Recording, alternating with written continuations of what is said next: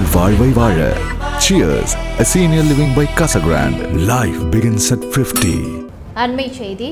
தமிழகத்தில் சட்டம் ஒழுங்கு முழுமையாக சீர்குலைந்து விட்டதாகவும் குற்றவாளிகளுக்கு அரசு ஊக்கமளிப்பதாகவும் தமிழக பாஜக முன்னாள் தலைவர் அண்ணாமலை கடுமையாக சாடியுள்ளார். கடந்த சில தினங்களுக்கு முன்பு சூரஜ் என்பவர் மீது நடத்தப்பட்ட கொடூரமான தாக்குதல் ஏற்படுத்திய அதிர்வலைகள் இன்னும் அடங்கவில்லை. இந்த நிலையில் திருத்தணியில் தொழிலதிபர் ஜமால் என்பவரை ஒரு கும்பல் எவ்வித தூண்டுதலும் இன்றி தாக்கியுள்ள சம்பவம் தமிழகத்தில் வன்முறை கலாச்சாரம் பரவி வருவதை காட்டுவதாக அண்ணாமலை குறிப்பிட்டுள்ளார். தமிழகத்தில் அண்மை காலமாகவே இத்தகைய வன்முறை சம்பவங்கள் ஒரு தொடர்கதையாகி மாறி வருவதாகவும் குற்றவாளிகள் எவ்வித அச்சமும் இன்றி திரிவதாகவும் அவர் சுட்டிக்காட்டியுள்ளார்.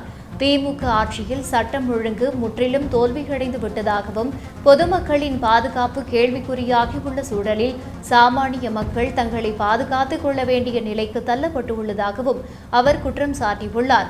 சூரஜ் மற்றும் ஜமால் போன்றோர் சந்தித்த கொடூர தாக்குதல்கள் என்பது தனிப்பட்ட சம்பவங்கள் அல்ல என்றும் இது தமிழகத்தில் சட்டம் ஒழுங்கு சீர்குலைந்திருப்பதற்கான தெளிவான அடையாளம் என்றும் அண்ணாமலை தெரிவித்துள்ளார்.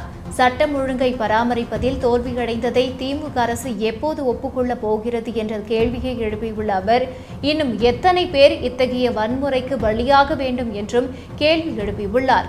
குற்றவாளிகள் மீது கடும் நடவடிக்கை எடுத்து பொதுமக்களின் அச்சத்தை போக்க வேண்டும் என்று அவர் தமிழக அரசை வலியுறுத்தியுள்ளார். அண்மை செய்தி.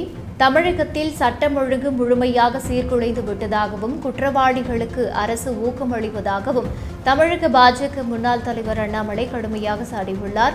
கடந்த சில தினங்களுக்கு முன்பு சூரஜ் என்பவர் மீது நடத்தப்பட்ட கொடூரமான தாக்குதல் ஏற்படுத்திய அதிர்வலைகள் இன்னும் அடங்கவில்லை. இந்த நிலையில் திருத்தணியில் தொழிலதிபர் ஜமால் என்பவரை ஒரு கும்பல் எவ்வித தூண்டுதலும் இன்றி தாக்கியுள்ள சம்பவம் தமிழகத்தில் வன்முறை கலாச்சாரம் பரவி வருவதை காட்டுவதாக அண்ணாமலை குறிப்பிட்டுள்ளார். தமிழகத்தில் அண்மை காலமாகவே இத்தகைய வன்முறை சம்பவங்கள் ஒரு தொடர்கதையாகி மாறி வருவதாகவும் குற்றவாளிகள் எவ்வித அச்சமும் இன்றி திரிவதாகவும் அவர் சுட்டிக்காட்டியுள்ளார். திமுக ஆட்சியில் சட்டம் ஒழுங்கு முற்றிலும் தோல்வியடைந்து விட்டதாகவும் பொதுமக்களின் பாதுகாப்பு கேள்விக்குறியாகியுள்ள சூழலில் சாமானிய மக்கள் தங்களை பாதுகாத்துக் கொள்ள வேண்டிய நிலைக்கு தள்ளப்பட்டுள்ளதாகவும் அவர் குற்றம் சாட்டியுள்ளார். சூரஜ் மற்றும் ஜமால் போன்றோர் சந்தித்த கொடூர தாக்குதல்கள் என்பது தனிப்பட்ட சம்பவங்கள் அல்ல என்றும் இது தமிழகத்தில் சட்டம் ஒழுங்கு சீர்குலைந்திருப்பதற்கான தெளிவான அடையாளம் என்றும் அண்ணாமலை தெரிவித்துள்ளார். சட்டம் ஒழுங்கை பராமரிப்பதில் தோல்வியடைந்ததை திமுக அரசு எப்போது ஒப்புக்கொள்ளப் போகிறது என்ற கேள்வியை எழுப்பியுள்ள அவர் இன்னும் எத்தனை பேர் இத்தகைய வன்முறைக்கு பலியாக வேண்டும் என்றும் கேள்வி எழுப்பியுள்ளார். குற்றவாளிகள் மீது கடும் நடவடிக்கை எடுத்து பொதுமக்களின் அச்சத்தை போக்க வேண்டும் என்று அவர் தமிழக அரசை வலியுறுத்தியுள்ளார். அண்மை செய்தி. தமிழகத்தில் சட்டம் ஒழுங்கு முழுமையாக சீர்குலைந்து விட்டதாகவும் குற்றவாளிகளுக்கு அரசு ஊக்கமளிப்பதாகவும் தமிழக பாஜக முன்னாள் தலைவர் அண்ணாமலை கடுமையாக சாடியுள்ளார். கடந்த சில தினங்களுக்கு முன்பு சூரஜ் என்பவர் மீது நடத்தப்பட்ட கொடூரமான தாக்குதல் ஏற்படுத்திய அதிர்வலைகள் இன்னும் அடங்கவில்லை. இந்த நிலையில் திருத்தணியில் தொழிலதிபர் ஜமால் என்பவரை ஒரு கும்பல் எவ்வித தூண்டுதலும் இன்றி தாக்கியுள்ள சம்பவம் தமிழகத்தில் வன்முறை கலாச்சாரம் பரவி வருவதை காட்டுவதாக அண்ணாமலை குறிப்பிட்டுள்ளார்.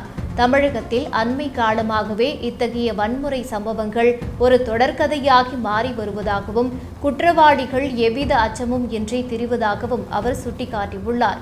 திமுக ஆட்சியில் சட்டம் ஒழுங்கு முற்றிலும் தோல்வியடைந்து விட்டதாகவும் பொதுமக்களின் பாதுகாப்பு கேள்விக்குறியாகியுள்ள சூழலில் சாமானிய மக்கள் தங்களை பாதுகாத்துக் கொள்ள வேண்டிய நிலைக்கு தள்ளப்பட்டுள்ளதாகவும் அவர் குற்றம் சாட்டியுள்ளார்.